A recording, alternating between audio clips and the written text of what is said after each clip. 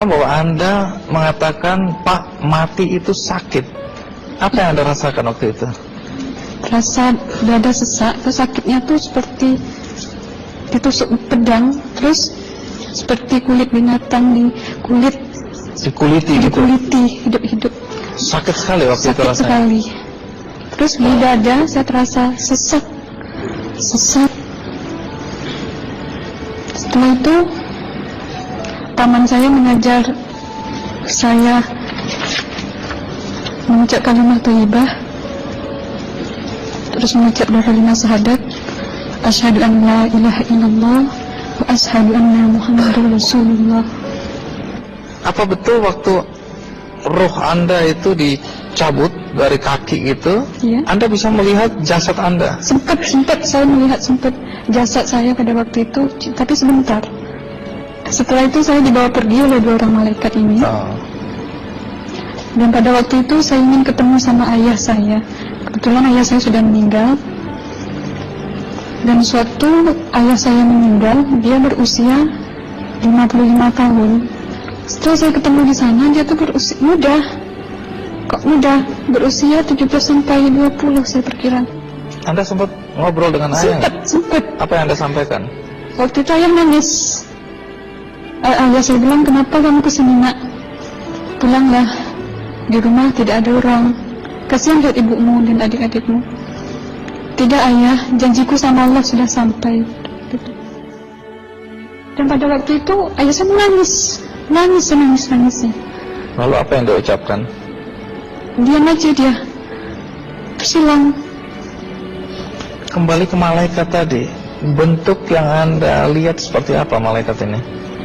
Dia ini laki-laki, tapi mukanya sama semua. Berapa malaikat? 2. Iya. Fisiknya seperti apa? Seperti berserban, berpakaian ihram, mukanya sama. Wajahnya seperti apa? Wajahnya sulit saya gambarkan. Yang jelas dia ini sama, dua-dua itu sama rupanya. Apakah ada ucapan dari 2 sosok yang Anda anggap malaikat itu? Ada. Apa kata mereka? Waktu itu saya mengalami perjalanan spiritual. Saya disoal oleh malaikat itu dengan sebutan Ma ayyutuka, siapa Tuhanmu? Tanya. Waktu itu roh saya menjawab, Tuhanku adalah Allah. Siapa pemimpinmu? Pemimpinku adalah Nabi Muhammad Sallallahu Alaihi Wasallam. Mana kiblatmu? Kiblatku adalah Ka'bah. Siapa kedua orang tuamu? Siapa saudara maramu? Terus saya diperjalankan. Setelah itu kedua orang malaikat ini memimpin tangan saya, tangan kiri saya, membawa saya ke satu tempat, menduduki saya di sebuah kursi. Pada waktu itu kursinya tuh empuk, mungkin 8 busanya ya, cantik. Terus di sana saya duduk. Di sebelah kanan saya ada tiba-tiba berwujud seorang perempuan. Dia mengaku Amal. Kamu siapa? Kata saya. Aku adalah amalmu semasa kamu hidup di atas dunia. Dan selama kamu di sini, saya akan menemanimu sampai yaumul akhir, itu katanya.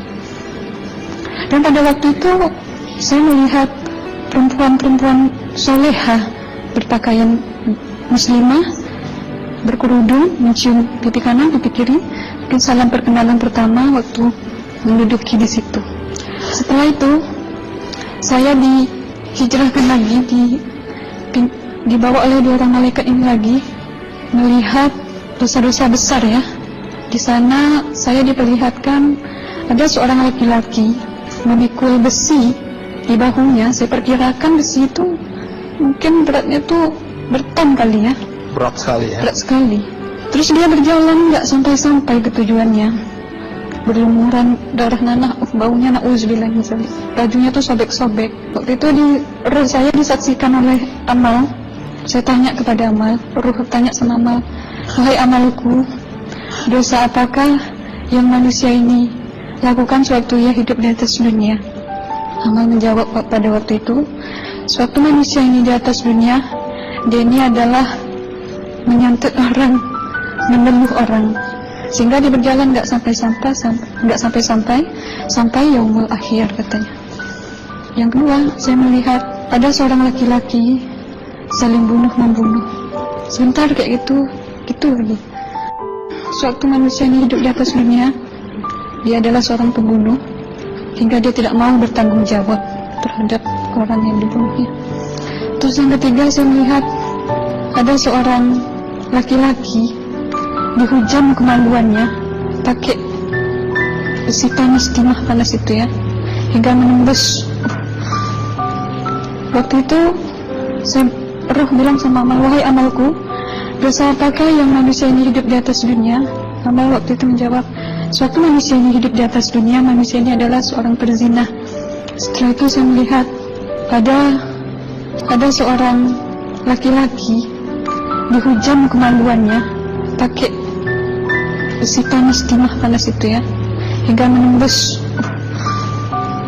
Waktu itu roh bilang sama amal, wahai amalku, dosa apakah yang manusia ini hidup di atas dunia?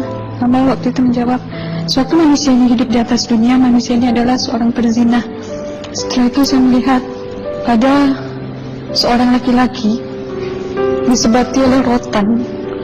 Rotannya itu menyebati kulitnya tuh hingga lepas daging sama kulitnya.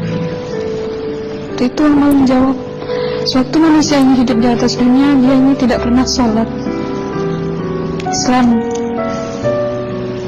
hingga waktu matinya pun dia tidak mengucap 2 kalimat syahadat.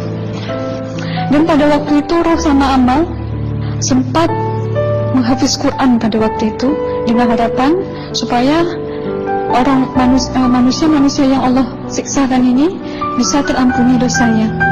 Jadi masih sempat waktu itu ya? Iya, roh sama amal yang menghafiz Quran, bertahzim, bersalawat, baca ayat 1000 dinar, membaca Yasin. Tapi sayang, bahkan tambah banyak Allah tidak mengampuni dosa-dosa mereka, sayangnya. Setelah itu, akhirnya yang terakhir kali berzikir.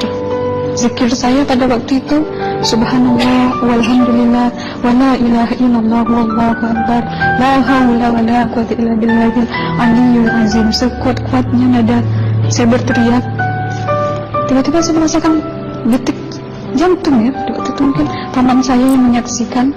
Itu saya koma. Disitulah sebenarnya Anda kembali ke jasad ya? Iya, benar.